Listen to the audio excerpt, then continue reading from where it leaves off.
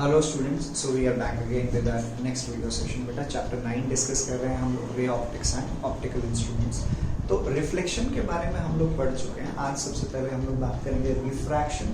पढ़ा हुआ है आपने 10th क्लास में पहले से ही, तो उसी को हम रिफ्रेश करेंगे मतलब हम उसी चीज़ को दोबारा से एक बार और अच्छे से समझेंगे।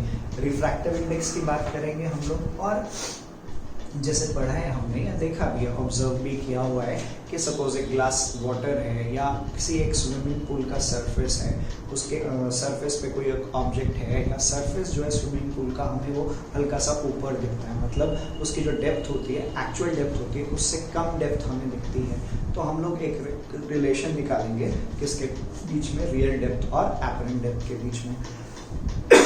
फिर हमने ये भी पढ़ा है कि refraction through a glass slab पढ़ा है। Refraction through a glass slab जब होता है तो हम ये कहते हैं कि जो इंसिडेंट रे है दैट इज लैटरली डिस्प्लेस्ड। तो वो लैटरल डिस्प्लेसमेंट कितना होगा, किन किन फैक्टर्स के ऊपर डिपेंड करेगा, वो हम बात करेंगे। फिर एटमॉस्फेरिक रिफ्रैक्शन पढ़ा है आप लोगों ने।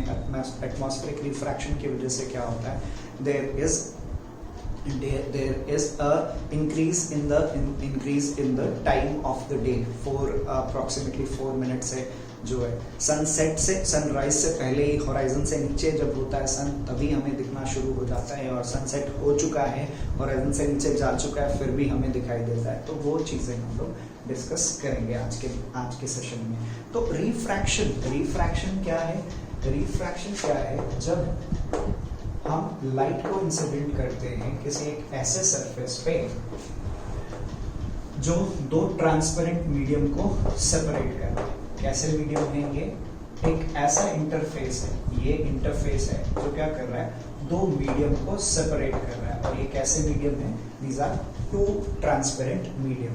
तो जब लाइट ओब्लिकली इंसिडेंट की जाएगी इसके ऊपर, जब लाइट इसके ऊपर ओब्लिकली इंसिडेंट की जाएगी, तो इस लाइट का कुछ पार्ट क्या होगा, इस सरफेस से रिफ्लेक्ट होगा, और कुछ पार्ट जो है वो दूसरे मीडियम में मूव कर जाएगा और बेंड कर जाएगा। जो इसका ओरिजिनल पाथ है उसके अंदर क्या आएगा, चेंज आएगा। So refraction is the change in the path of light when it is incident obliquely on a interface which separates the two transparent medium. ठीक है, तो या ये कहें कि जब भी लाइट ट्रांसपेरेंट मीडियम, दो डिफरेंट ट्रांसपेरेंट मीडियम में होगी, या लाइट जब इंसिडेंट किया है हमने एक ऐसे इंटरफेस पे जो क्या कर रहा है, दो मीडियम को सेपरेट कर रहा है, तो क्या होगा, लाइट के पाथ के अंदर चेंज आएगा। Either it will bend away from the normal और it will bend towards the normal. ये इंसिडेंट रे हो गई, इंसिडेंट रे हो गई, और ये क्या हो गई, रिफ्लेक्टेड रे हो गई, और ये क्या हो गया, रिफ्रैक्टेड रे। ये एंगल आई आ गया, ये एंगल आर आ गया, ये भी एंगल आर है, लेकिन ये एंगल आर क्या है, angle of, this is angle of reflection, और ये वाला एंगल जो है आर, ये क्या है, angle of refraction, angle of refraction. ठीक है, अब क्यों ये बेंड हो रही है, वाई इट इज बेंडिंग? क्योंकि जब भी लाइट ट्रैवल करती है किसी एक मीडियम से दूसरे मीडियम के अंदर, तो उसकी स्पीड के अंदर चेंज आता है। There is a change in speed, and due to that change in speed या वेवलेंथ के अंदर चेंज आएगा। जब भी लाइट, ये हमेशा ध्यान रखना, जब भी लाइट किसी एक मीडियम से दूसरे मीडियम में ट्रैवल करेगी तो उसकी स्पीड के अंदर चेंज आएगा, और उसकी वेवलेंथ के अंदर चेंज आएगा, फ्रीक्वेंसी के अंदर कोई चेंज नहीं आएगा। And the speed of light is maximum, or light moves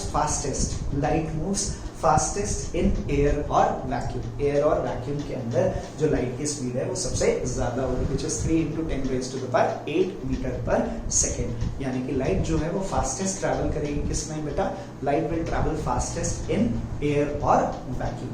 ठीक है, अब रिफ्रैक्शन समझ आ गया हमें। Refraction is the phenomena in which the change in path of the light when it is incident obliquely on an interface which separates the two transparent medium। जब light को हम obliquely incident कर रहे हैं किस पे, एक ऐसे इंटरफेस पे जो दो मीडियम को सेपरेट कर रहा है। जब हम लाइट को इंसिडेंट कर रहे हैं एक ऐसे इंटरफेस पे जो दो मीडियम को सेपरेट कर रहा है, तो लाइट का जो पाथ है उसके अंदर चेंज आएगा, and that change in path of light is called as refraction. Laws of refraction, laws of refraction, laws of refraction क्या हो जाएगा, जैसे हमने लॉज ऑफ रिफ्लेक्शन पढ़े थे वैसे ही क्या होगा बेटा, लॉज ऑफ रिफ्रैक्शन होंगे। तो समझ लेते हैं लॉज ऑफ रिफ्रैक्शन क्या है। जैसे फर्स्ट लॉ क्या कह रहा है कि तीनों के तीनों, ये क्या है, इंसिडेंट रे, ये नॉर्मल है, नॉर्मल है, इंसिडेंट रे और रिफ्रैक्टेड रे है, they all lie in the same plane at the point of incidence. ये जो इंटरफेस है इस पे जब हम इंसिडेंट कर रहे हैं तो ये सारे के सारे क्या करेंगे, they will lie in the same plane, same plane में लाई करेंगे जब हम इसको इंसिडेंट कर रहे हैं। कैसे, एक ऐसे इंटरफेस पे जो दो मीडियम को सेपरेट कर रहा है, which is separating two different medium.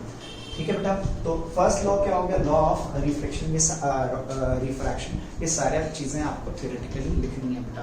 पहला क्या हो गया, फर्स्ट लॉ क्या हो गया, incident ray normal and the refracted ray they lie in the same plane at the point of incidence. ठीक है, दूसरा लॉ क्या है, sine of angle of incidence, sine of angle of incidence and sine of angle of refraction. ये जो ratio है इसको क्या कहते हैं, इट इज अ कांस्टेंट और it is the refractive index. इसको क्या कहते हैं, रिफ्रैक्टिव इंडेक्स या index of refraction, refractive index और इंडेक्स ऑफ रिफ्रैक्शन, जिसके हिसाब से हम कहते हैं कि whether that medium is optically denser और optically rarer medium, optically denser medium है या रेयरर मीडियम है। और इसको हम लोग लिखते हैं sine i by sine r को लिखेंगे n/1 और μ/1। इसका मतलब क्या हो गया, लाइट कहां से ट्रैवल कर रही है, फर्स्ट मीडियम से सेकंड मीडियम में ट्रैवल कर रही है। तो refractive index of second medium with respect to first medium, refractive index of second medium with respect to first medium.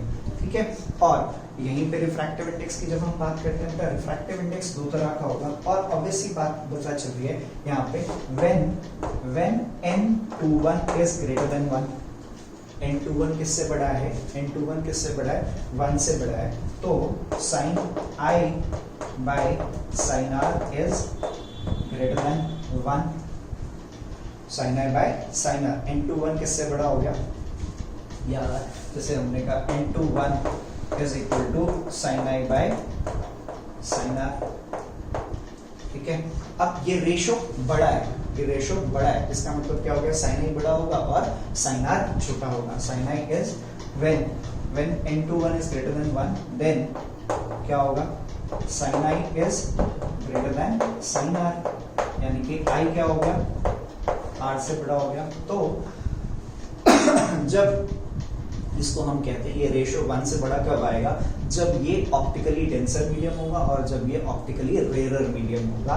यानी कि जब भी रे ऑफ लाइट रेयरर से डेंसर मीडियम में जाएगी, जब भी किसी एक ऑप्टिकली रेयरर मीडियम से ऑप्टिकली डेंसर मीडियम में जाएगी, it will bend towards the normal, यानी कि r छोटा होगा और एंगल ऑफ इंसिडेंस बड़ा होगा। ठीक है, समझ लीजिए इसको, क्या कहा मैंने, जब भी कोई रे ऑफ लाइट, जब n/1 की वैल्यू ग्रेटर देन 1, n/1 की वैल्यू ग्रेटर देन 1 है, इसका मतलब क्या हो गया, लाइट ट्रैवल कर रही है रेयरर से डेंसर मीडियम में, रेयरर से डेंसर मीडियम में, और n/1 लेस देन 1 आ रहा है, इसका मतलब क्या है, it is moving from denser to rarer medium. ठीक है, तो when n/1 is greater than 1, then I is greater than r। Angle of incidence किससे बड़ा होगा, एंगल ऑफ रिफ्रैक्शन से। इसका मतलब रे जो है, रे ऑफ लाइट कैसे बेंड करेगी, it will bend towards the normal, it will bend towards the normal. And when n/1 is less than 1, तो क्या होगा, sign r is greater than sin i, तो r is greater than तो तो ये हमेशा ध्यान रखेंगे कि जब रे ऑफ लाइट कहाँ से मूव कर रही है, ऑप्टिकली रेयर मीडियम से ऑप्टिकली डेंसर मीडियम के अंदर मूव कर रही है। इसका मतलब क्या हो गया, when the ray of light is moving from optically rarer medium to optically denser medium, it will bend towards the normal, and when it is moving from optically denser medium to rarer medium, it will bend away from the normal. और absolute refractive index और relative refractive index तो आपको पता ही होगा, जब हम किसी भी मीडियम का refractive index with respect to air कहते हैं, और हमेशा एब्सोल्यूट रिफ्रैक्टिव इंडेक्स ही आपको गिवन होता है। जैसे मैं कह रहा हूँ refractive index of glass with respect to water, refractive index of glass with respect to air, इसका मतलब क्या है, ये क्या गिवन है आपको, this is the refractive index of या absolute refractive index of glass, absolute refractive index of glass. जैसे उसको क्या लिखेंगे हम, और रिलेटिव रिफ्रैक्टिव इंडेक्स में क्या डिफरेंस होगा, जब हम किसी एक मीडियम का रिफ्रैक्टिव इंडेक्स किसी दूसरे मीडियम के साथ बात कर रहे हैं। जैसे मैं लिख रहा हूँ म्यू जी ए का मतलब क्या होगा, refractive index of glass with respect to air, या इसको क्या कहेंगे, this is the absolute refractive index of glass. ऐसे ही म्यू डब्ल्यू ए क्या हो गया, इसका मतलब क्या है, लाइट कहां से जा रही है, एयर से ग्लास में जा रही है, एयर से वाटर में जा रही है, ठीक है। और इसको क्या लिखा जाएगा, एब्सोल्यूट रिफ्रैक्टिव इंडेक्स हमेशा क्या होगा, C by W VG, speed of light in air divided by speed of light in glass. अब म्यू डब्ल्यू ए क्या होगा, mu W A is equal to C VW, speed of light in air divided by speed of light in water, speed of light in air divided by speed of light in glass, speed of light in air divided by speed of light in water। अब ये तो हो गया absolute refractive index of glass, ये क्या हो गया, absolute refractive index of water. लेकिन मुझे चाहिए refractive index of glass with respect to water, glass का refractive index with respect to water, तो उसको क्या बोलेंगे, is mu G A divided by mu W. हमेशा क्या होगा, म्यू जी डब्ल्यू किसके इक्वल होगा, refractive index of glass with respect to air, refractive index of water with respect to air, या absolute refractive index of glass divided by absolute refractive index of water. तो ये क्या हो गया, this is relative refractive index, और ये क्या है एब्सोल्यूट रिफ्रैक्टिव इंडेक्स है। यानी कि जब भी हम किसी एक मीडियम का रिफ्रैक्टिव इंडेक्स किसके रिस्पेक्ट में बात करते हैं, एयर के रिस्पेक्ट में बात करते हैं, तो वो क्या कहा जाता है, it is called as absolute refractive index. उसको क्या कहते हैं, एब्सोल्यूट रिफ्रैक्टिव इंडेक्स कहते हैं। लेकिन जब हम किसी एक मीडियम का रिफ्रैक्टिव इंडेक्स की बात करते हैं, जब भी हम किसी एक रिलेटिव रिफ्रैक्टिव इंडेक्स की बात करेंगे, इसका मतलब क्या है कि हम बात कर रहे हैं किसी एक मीडियम का रिफ्रैक्टिव इंडेक्स किसी और मीडियम के रिस्पेक्ट में which is other than air नहीं है वो सेकंड मीडियम, यानी कि लाइट जो है वो एयर से ट्रैवल नहीं कर रही है। जैसे आप समझ सकते हैं कि यहाँ पे 2 मीडियम है, 3 मीडियम है, first medium, second medium, third medium, और फिर वापस से फर्स्ट मीडियम। तो लाइट जो है पहले 1 से 2 में ट्रैवल की, फिर 2 से 3 में ट्रैवल की। तो अगर मैं फर्स्ट को एयर अज्यूम कर रहा हूँ, सेकंड को ग्लास अज्यूम कर रहा हूँ, और थर्ड को वाटर अज्यूम कर रहा हूँ, तो फर्स्ट इस इंटरफेस पे क्या हुआ, जो लाइट ट्रैवल कर रही है वो एयर से ग्लास में ट्रैवल कर रही है। इस केस में क्या होगा, इस इंटरफेस पे लाइट जो है वो ग्लास से वाटर में ट्रैवल कर रही है। इस सरफेस पे क्या होगा, या इस इंटरफेस पे क्या होगा, light is traveling from water to glass. ठीक है बच्चे, इज दैट थिंग क्लियर? तो that is the concept of relative refractive index and absolute refractive index. ठीक है, तो ये दो तीन बेसिक चीजें समझनी है हमने। म्यू किसके इक्वल होगा, एब्सोल्यूट रिफ्रैक्टिव इंडेक्स है तो C upon speed of light in air divided by speed of light in medium. और ऑब्वियसली बात है, स्पीड ऑफ लाइट हमेशा, जैसे बताया कि एयर में जो स्पीड ऑफ लाइट है that is maximum in air. Air के अंदर जो स्पीड ऑफ लाइट है वो क्या है, मैक्सिमम है। ठीक है बच्चे, क्लियर है ये बात? इसके बाद बात करते हैं रियल डेप्थ और एपरेंट डेप्थ की। जैसे बताया आपको कि जब हम किसी ग्लास ऑफ वाटर है, उसका जो बॉटम है, एक ग्लास है जिसके अंदर पानी भरा हुआ है, वो ट्रांसपेरेंट ग्लास है, उसका जो बॉटम है वो हल्का सा हमें क्या दिखाई देगा, ऊपर दिखाई देगा। ठीक है, तो उसकी जो रियल डेप्थ है और जो एपरेंट डेप्थ है उसके अंदर चेंज आएगा। तो हम एक रिलेशन फाइंड आउट करेंगे किसके बीच में, real depth and apparent depth के बीच में। relation between real depth and apparent depth।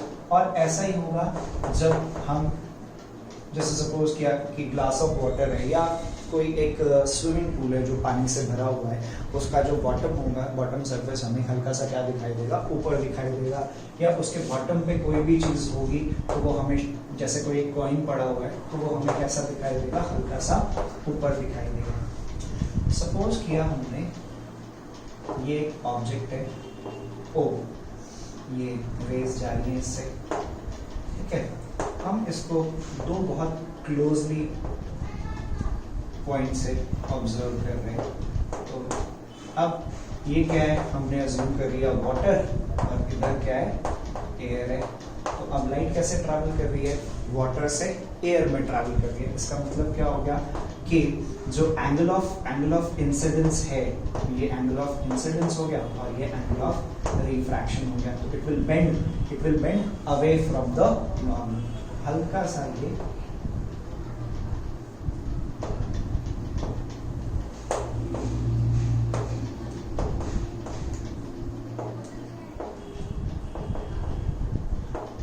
ये एक्चुअली ये जो ऑब्जेक्ट है ये कहाँ पे दिखाई देगा, यहाँ पे दिखाई देगा, ओ डैश पे दिखाई देगा। ऐसे ही हमने इसको इधर ड्रॉ किया, ये भी बेसिकली यही शो करने के लिए ये एंगल ऑफ इंसिडेंस हो गया, एंगल ऑफ रिफ्रैक्शन हो गया। तो ये भी कहाँ दिखाई देगा, यहाँ दिखाई देगा। अब ये एंगल आर है तो ये वाला एंगल क्या होगा, ये वाला एंगल क्या आ जाएगा, टोटल एंगल आर होगा। This angle will be r. ये एंगल आर है तो ये वाला एंगल आर होगा और ये वाला एंगल आई आ जाएगा, ठीक है। ये एंगल आर, ये एंगल आर, ये एंगल आई है तो ये एंगल आई होगा। अब ये मैंने पॉइंट्स जो लिए हैं वो दोनों बहुत क्लोज लिए हैं। I have taken these points very close, A और बी। नाउ यहाँ पे ए ओ डैश क्या है, ए ओ डैश क्या है, ये क्या है, apparent depth। ये क्या है, apparent depth। और ये AO क्या है, AO is the real depth। AO क्या है, यहाँ पे real depth है। A O dash क्या आ गया बेटा, A O dash क्या आ गया, that is apparent depth, apparent depth, ठीक है। और AO क्या आ गया, AO is real depth। AO क्या है, रियल डेप्थ। अब ध्यान से देखो, in triangle A B O dash, A B O dash, A B O dash के अंदर क्या होगा, साइन ऑफ आर क्या होगा, साइन ऑफ आर, ये वाला एंगल आर है। ए बी ओ डैश के अंदर साइन ऑफ आर क्या होगा, ए बी बाय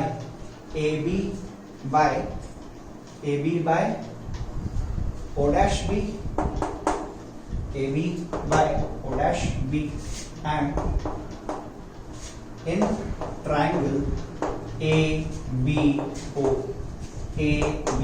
के अंदर sin i किसके इक्वल होगा, sin i किसके इक्वल होगा, sin i will be AB by OB, sin i will be AB by OB। इन दोनों का मैं रेशियो ले रहा हूं, डिवाइड इक्वेशन 2 by 1। तो sin i by sin r is equal to sin i by sin r किसके इक्वल हो जाएगा, AB by OB, और AB by OB dash, AB by O dash B, ठीक है।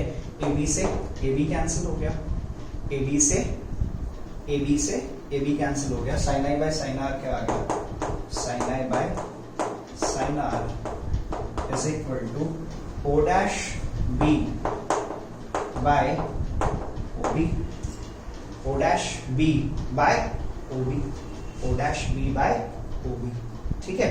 अब यहाँ पे देखने वाली बात क्या है कि when points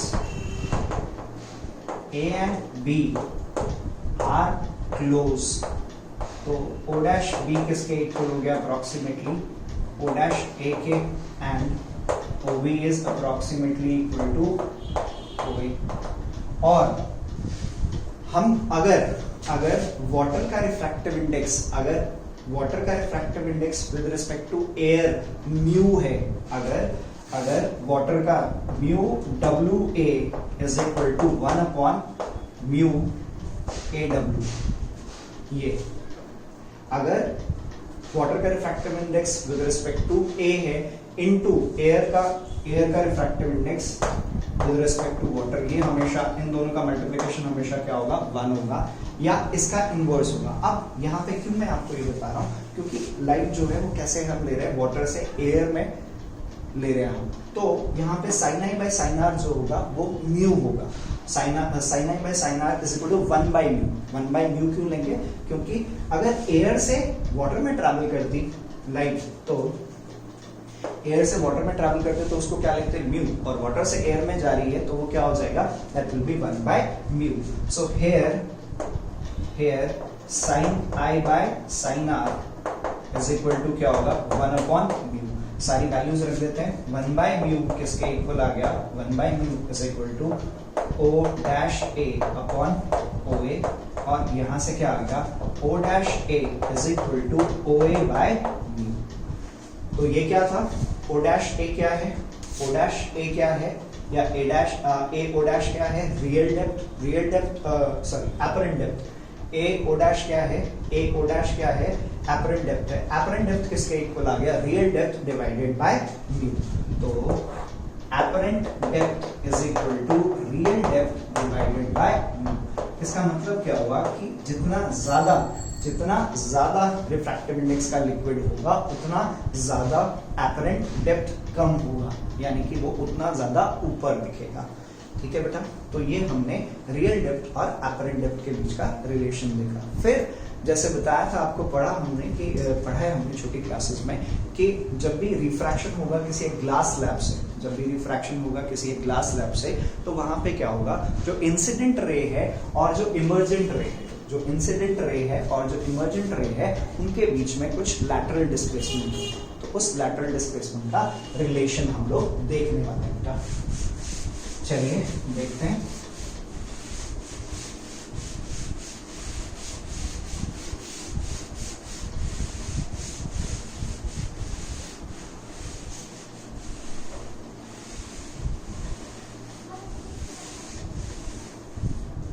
Next is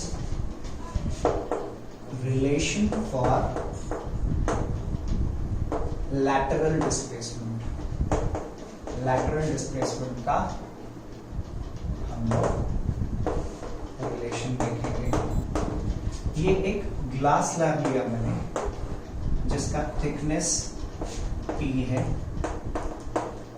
ठीक है, और ये पढ़ा हमने कि जब इस पे लाइट इंसिडेंट की जाएगी तो लाइट कहाँ से ट्रैवल कर रही है, एयर से ग्लास में ट्रैवल कर रही है, तो it will be bending towards the normal, और ये बाहर जब आएगा तो ये एंगल ऑफ इमर्जेंस है।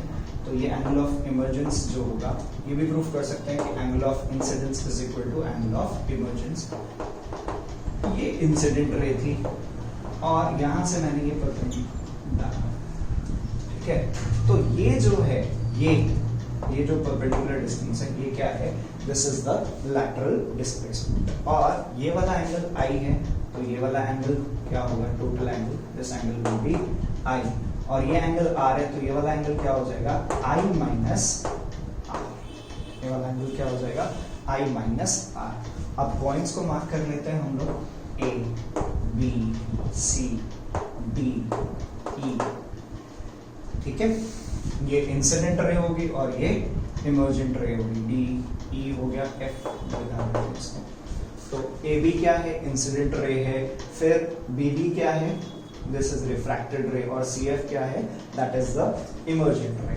तो मुझे क्या करना है, ये DE, here DE is equal to lateral displacement जो लैटरली डिस्प्लेस हो रही है लाइट रे, इंसिडेंट रे और इमर्जेंट रे, वो क्या है, डी है। मुझे डी निकालना है।